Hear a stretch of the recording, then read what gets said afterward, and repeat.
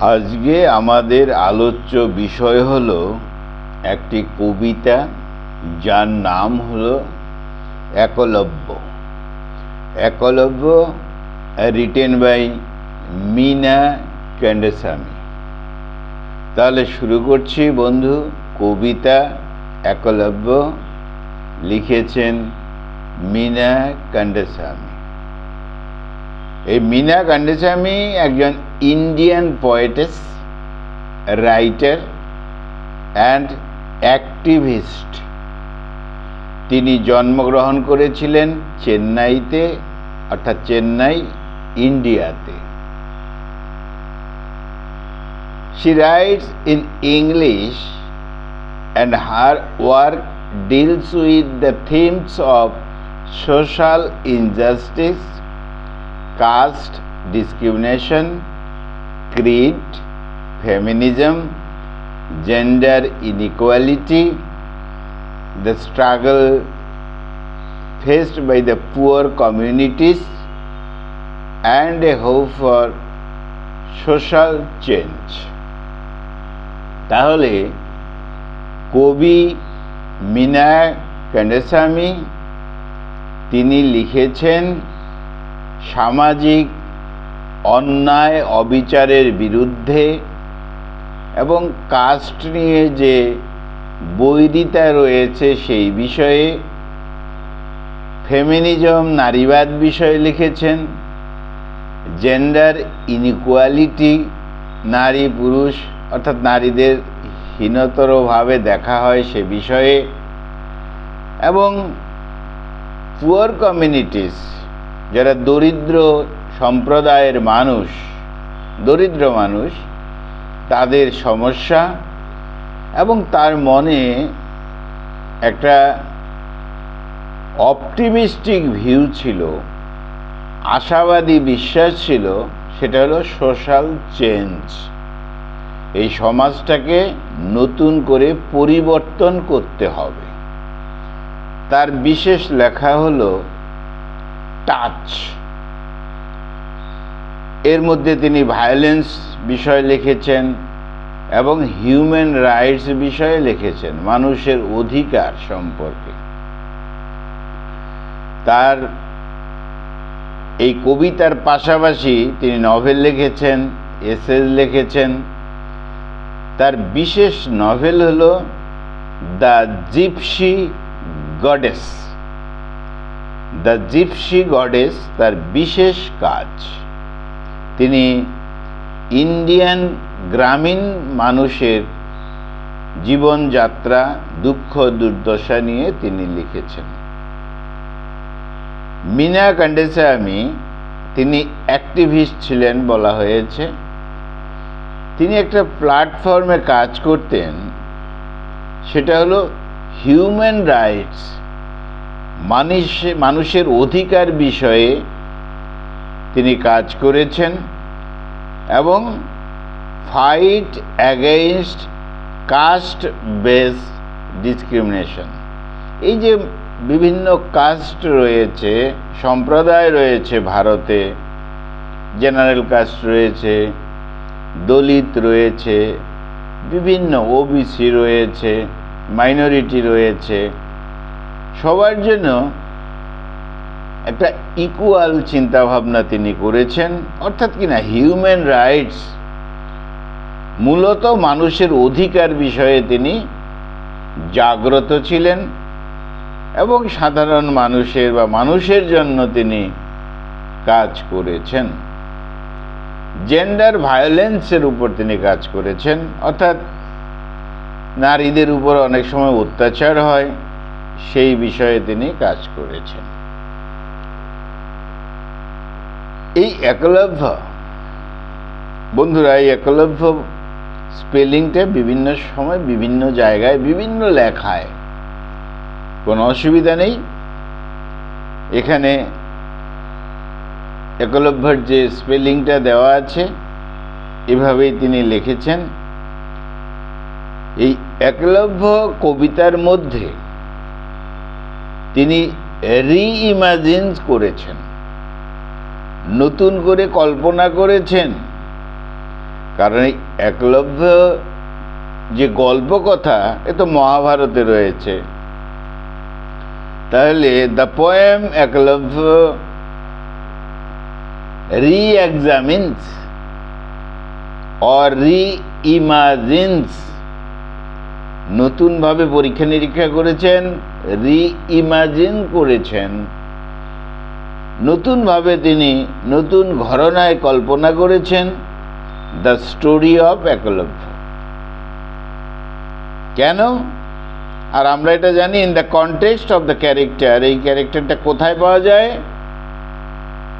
Indian epic, ভারতের যে মহাকাব্য রয়েছে দ্য মহাভারত, তার মধ্যে একলব্য ক্যারেক্টারটা রয়েছে, তার এপিসোড রয়েছে। একলব্য এবং গুরু দ্রোণাচার্যের বিষয়ে একটা গল্প কথা রয়েছে। সেই গল্পকথার একটা বিশেষ পার্ট নিয়ে এই কবিতা। তবে তিনি মহাভারতে যেভাবে বর্ণনা করেছেন সেই ট্র্যাক লাইন থেকে তিনি বাইরে চলে যাননি, কিন্তু পুরানো ব্যবস্থার সাথে, পুরনো চিন্তনের সাথে মডার্নিটি বা নতুনত্বের একটা যোগসূত্র তিনি তৈরি করেছেন, একটা প্রত্যাশা তিনি রেখেছেন এই কবিতা একলব্যের মধ্যে। হ্যাঁ, তাহলে এই কবিতাটার যে একলব্য যে টাইটেলটা, এর অরিজিনাল বিষয়টা একটা এপিক থেকে, মহাকাব্য থেকে। এই একলব্য, এই ছেলেটি, ট্রাইবাল ছেলেটি, দরিদ্র ঘরের ছেলেটি, এই একলব্য ওয়াজ এ স্কিলড আর্চার অর বোম্যান, তীরন্দাজ। একজন তীরন্দাজ ছিল হলো এই একলব্য। আর গুরুজি ছিলেন দ্রোণাচার্য। তাহলে গল্পটা সেই একলব্যেরই রয়েছে, কবিতার মধ্যে সেই গল্প কথাও রয়েছে, কিন্তু তার মধ্যে কিছু নতুনত্ব রয়েছে। তাহলে সেই গল্পের মধ্যে আমরা জানি কি, একলব্য গল্প মহাভারতে যেটা রয়েছে, সে কি করেছিল? একলব্য তীরন্দাজ হবে, অর্থাৎ ধনুবিদ্যায় পারদর্শী হবে, এক্সপার্ট হবে। সেজন্য সে মহান গুরুজি এই দ্রোণাচার্যের কাছে গিয়েছিল ট্রেনিং নিতে, অনুশীলন পেতে। কিন্তু এই গ্রেট টিচার অর্থাৎ গুরুজি দ্রোণাচার্য তিনি না করে দিয়েছিলেন যে না, একলব্য তোমার এখানে এই তীরন্দাজ বা এই ধনুবিদ্যা এইসব কৌশল তোমার শেখা সম্ভব নয়। কারণ হলো Eklavya was from a lower caste tribal community. তুমি তো ছোট ঘরের ছেলে, ছোট জাতের ছেলে, অতএব তোমার এখানে তীরন্দাজ, তার স্কিল, এইসব শেখা সম্ভব নয়। কারণ এখানে রাজার ছেলেরা আসে, রাজা মন্ত্রীর ছেলেরা আসে, রয়্যাল ফ্যামিলি থেকে আসে, তুমি এদের সঙ্গে শিখতে পারো না। বন্ধুরা, তোমরা হয়তো মনে করবে যে একটা ধর্মগ্রন্থ দ্য মহাভারত, মহাকাব্য, তার মধ্যে এমন আবার গুরুজি রয়েছে দ্রোণাচার্য, যে একটা ছোট্ট ছেলে, সে যখন এই তীরন্দাজ হবে বলে এসেছে, বহু আশা নিয়ে, প্রত্যাশা নিয়ে, তাকে না করে দিয়েছে। এর মধ্যে অনেক কারণ রয়েছে। আর এই জন্য দ্রোণাচার্য ডিনাইড করে দিয়েছেন বলে গুরুজিকে খারাপ ভাবা যাবে না। কারণ একজন গুরুজি তিনি বিভিন্নভাবে বিভিন্ন জনকে টেস্ট করেন। এখানে সেরকম একটা স্কিল রয়েছে, সেই বিষয়টা আমাদের কবিতার মধ্যে এখানে পাশ কাটিয়ে গিয়ে আমরা শুধু লক্ষ্য করব বিষয়টা এখানে রয়েছে যে একলব্য গিয়েছিল দ্রোণাচার্য গুরুজির কাছে যে সে একজন বোম্যান হবে, তীরন্দাজ হবে, ধনুবিদ্যা শিখবে, কিন্তু গুরুজি দ্রোণাচার্য তাকে না করে দিয়েছিল। তার কারণটা হলো কি? তার কারণটা হলো একলব্য ছিল এক হান্টারের ছেলে, লোয়ার কাস্টের ছেলে, ট্রাইবেল কমিউনিটির ছেলে। আর দ্রোণাচার্য গুরুজির কাছে তো রয়্যাল ফ্যামিলি থেকে সবাই আসে, এটা ছিল কারণ। অর্থাৎ এখানে একটা হিংস দেওয়া আছে যে একটা লোয়ার কাস্টের ছেলে হলে সে রয়্যাল ফ্যামিলি সেই সব ছেলেদের সঙ্গে মিশতে পারবে না, এবং তার যেটা ইচ্ছা সেটা সে করতে পারবে না, এরকম একটা সাংঘাতিক বিষয় রয়েছে। অর্থাৎ লোয়ার কাস্টকে অবজ্ঞার বিষয় এখানে প্রকাশ পায়।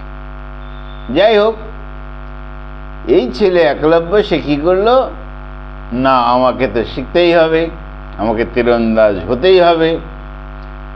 একলব্য ট্রেন্ড হিমসেলফ, নিজেকেই, নিজে যা জানে নিজেকেই ট্রেন্ড করার জন্য নিজে প্রয়াস করলো। কিভাবে?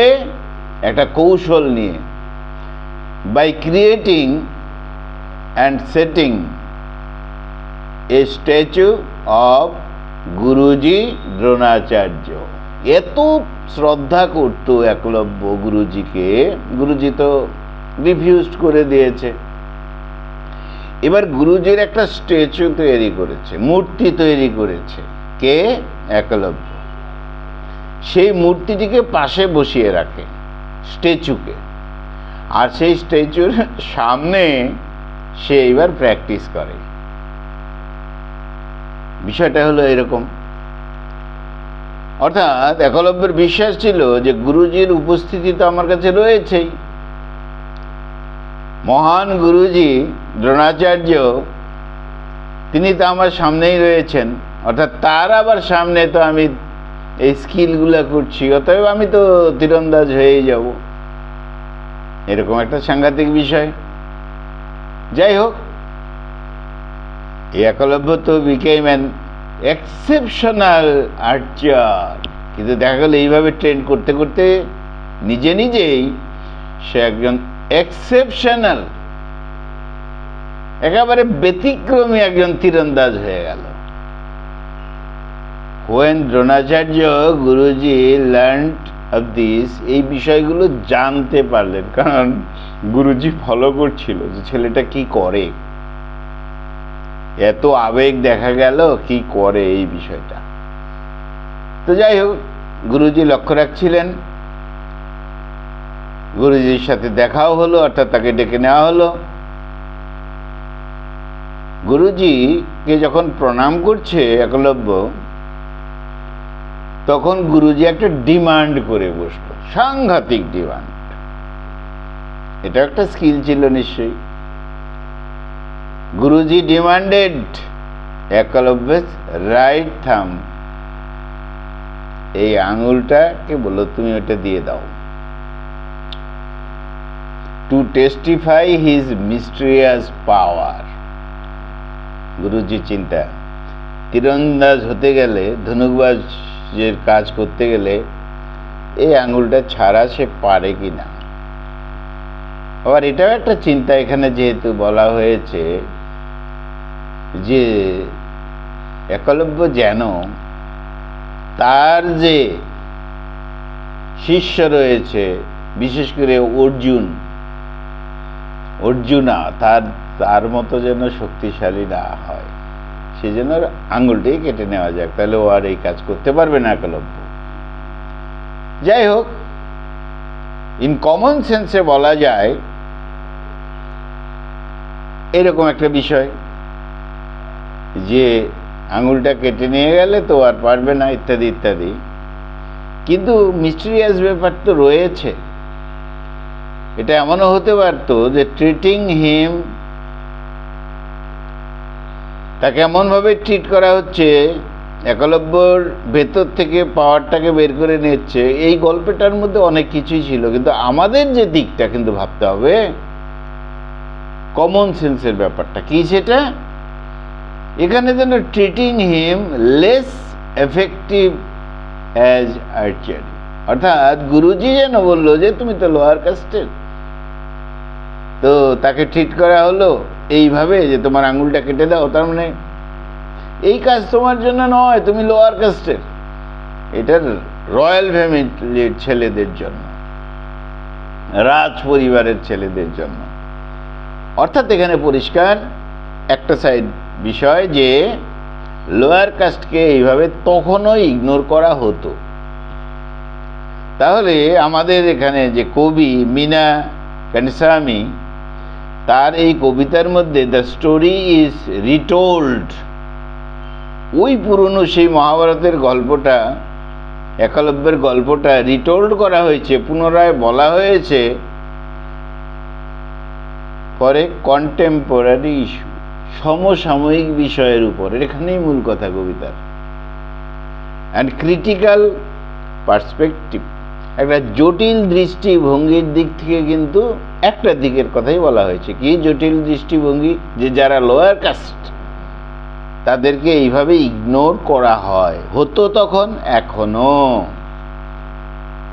অর্থাৎ লোয়ার কাস্টের কোনো মানুষের যদি কোনো পাওয়ার থাকে, ট্যালেন্ট থাকে, তাহলে গুরুত্ব দেওয়া হয় না, অর্থাৎ মানুষ হিসাবেই তাদেরকে আইডেন্টিফাইড করা হয় না। তাহলে এই কবিতার মধ্যে ইনজাস্টিস, একটা অন্যায় অবিচারের কথা রয়েছে। গুরুজি অন্যায় করলেন, আচ্ছা, এখানে একলব্য সেটা সেই অন্যায়ের মুখোমুখি হয়েছিল। তাতে সোশ্যাল ইনইকুয়ালিটি প্রকাশ পেয়েছে। রয়্যাল ফ্যামিলির জন্য একরকম, যারা উঁচু জাতের তাদের এক ব্যবস্থা, যারা লোয়ার কাস্টের তাদের এক ব্যবস্থা, অর্থাৎ সোশ্যাল ইনইকুয়ালিটি এখানে দেখা যায়। আবার অপরদিকে সেলফ ডিসকভারি, নিজেকে আবিষ্কার করা, অর্থাৎ একজন লোয়ার কাস্টের সে হতে পারে, কিন্তু সে নিজেকে ডিসকভারি করতে পারে, আবিষ্কার করতে পারে, তার ট্যালেন্ট, তার স্কিল সে ইচ্ছা করলে করতে পারে। কাস্টের ব্যাপার যেন নয়, সেই দিকেই ইম্পর্টেন্স দিয়েছেন আমাদের কবি মীনা কান্ডাসামি। যাই হোক, এখানে স্ট্রাগল ফর এস্টাবলিশমেন্ট, একটা স্ট্রাগল দেখানো হয়েছে, স্বাভাবিক। তাহলে দৃষ্টিভঙ্গিটা কি ছিল, পার্সপেক্টিভটা কি ছিল? এই কবিতাটা যে ন্যারেটেড করা হয়েছে, একলব্যের কাহিনীটা দেওয়া হয়েছে, এর দ্বারা অ্যাকচুয়ালি এখানে বিটারনেস ব্যাপারটা প্রকাশ পেয়েছে, যে যারা লোয়ার কাস্ট তাদের তিক্ততার সাথে দেখো, ইগনোর করো, এরকম বিষয়টা তখনও ছিল, এখনো। আবার অ্যাজ ওয়েল এজ রেসপেক্টও এখানে আছে ইনডাইরেক্টলি, সাংঘাতিকভাবে। কীরকম? যে গুরুজি দ্রোণাচার্যকে এতটাই মনে প্রাণে রেসপেক্ট করে সাধারণ এই একলব্য, সে গুরুজির কাছে স্থান পায়নি বলে একলব্য নিজে গুরুজির ছবিটাকে, মানে গুরুজি স্ট্যাচু তৈরি করে সেই স্ট্যাচুর সামনে সে তার তীরন্দাজ শেখার প্রয়াস করছে, এবং একজন শক্তিশালী তীরন্দাজ, সব থেকে বড় তীরন্দাজ হয়ে গেছে। যাই হোক, এই কবিতার মধ্যে একটা তো সাংঘাতিক রকম ইমোশনাল দিক রয়েছে, সঙ্গে সঙ্গে একটা গ্রেট লেসন, বড় শিক্ষাও তো এখানে রয়েছে। একদিকে ব্যক্তিগত শিক্ষা একলব্যর জীবন থেকে, আবার এটাও একটা শিক্ষা সমাজের মানুষের কাছে লোয়ার কাস্ট বলে কাউকে ইগনোর করা ঠিক নয়। এটা হলো আজকের দিনের কথা। তাহলে একলব্যের যে গল্পটা কি দেখাচ্ছে, যে সমাজে এক শ্রেণীর প্রিভিলেজড পিপল রয়েছে যারা সুবিধাভোগী, সুবিধা পায়, হায়ার কাস্টের, আর গুরুজি দ্রোণাচার্য তিনি তাদেরকে সাপোর্ট করেছেন। অর্থাৎ সমাজে এমন একটা শ্রেণী রয়েছে যারা ওই হায়ার কাস্টে, যারা রয়্যাল ফ্যামিলি, যারা তাদেরকেই সমর্থন করে আর ইগনোর করে বা আশীর্বাদ দেয় না কাদের, লোয়ার কাস্টের স্ট্যাটাসে যারা থাকে। তাহলে এই কবিতার সিগনিফিকেন্টটা বড় সাংঘাতিক। এটা একটা পুরনো বিষয় হলেও পুরনো হয়ে যায়নি, এটা চিরন্তন। আজকের দিনেও এই যে সিস্টেমিক ট্রাভেলসাম যে প্রবলেম, সিস্টেমের প্রবলেম লোয়ার কাস্টদের প্রতি, দলিতদের প্রতি এখনো রয়েছে মানুষের মনে। মানুষ বলবো মানুষের মনে রয়েছে, আচ্ছা, লোকজনের মনে রয়েছে। তাহলে এই একলব্য একটা রিমার্কেবল ক্যারেক্টার, বিশেষ গল্প, বিশেষ। কিন্তু একলব্যের মধ্যে আমরা সেলফ ডিটারমিনেশনটা তো পাই, দৃঢ়তা, সাংঘাতিক দৃঢ়তা। সে লোয়ার কাস্টের হলেও তার দৃঢ়তা থাকবে, একজন আপার কাস্টের হলেও তার দৃঢ়তা না থাকারই কথা। তার আইডেন্টিটিটা হলো, তার পরিচয় হলো সে আপার ক্লাসের। কিন্তু একলব্য অ্যাকর্ডিং টু কাস্ট অবশ্যই সে লোয়ার কাস্ট, কিন্তু মানুষ কাস্ট হিসাবে, একজন পাওয়ারফুল তীরন্দাজ, পাওয়ারফুল মানুষ হিসাবে একলব্য অনেক ঊর্ধ্বের। আর সেই পাওয়ারটাকেই সমাজ ইগনোর করে।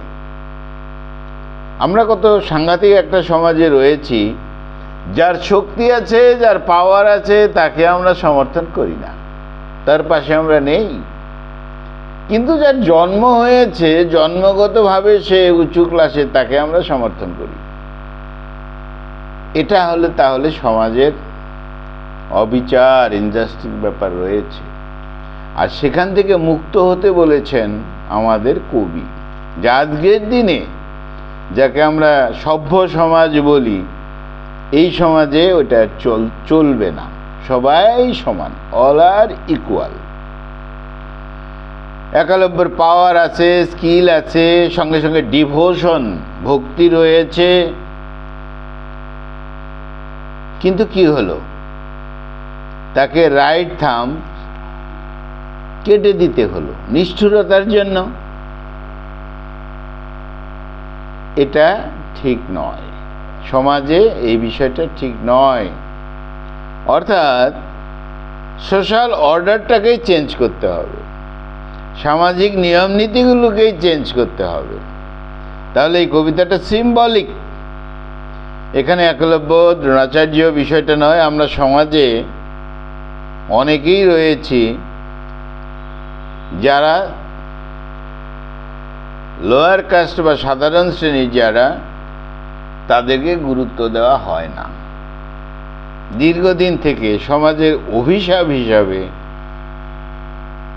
এটা কিন্তু সৃষ্টি হয়েছে। আর এই একলব্য গল্পের মাধ্যমে, তার একটা পার্টের মাধ্যমে আমাদের কবি বোঝাতে চেয়েছেন। তাহলে এখানে যে একলব্যের অ্যাচিভমেন্ট, সেটা কিন্তু একলব্য লোয়ার কাস্ট তার অ্যাচিভমেন্ট নয়, তার যে সেলফ ডিসকভারি হয়েছে, তার যে পাওয়ার আছে, সেটাকে আমাদের মানুষকে অবশ্যই তার রেসপেক্ট করা উচিত, কাস্ট দেখে নয়।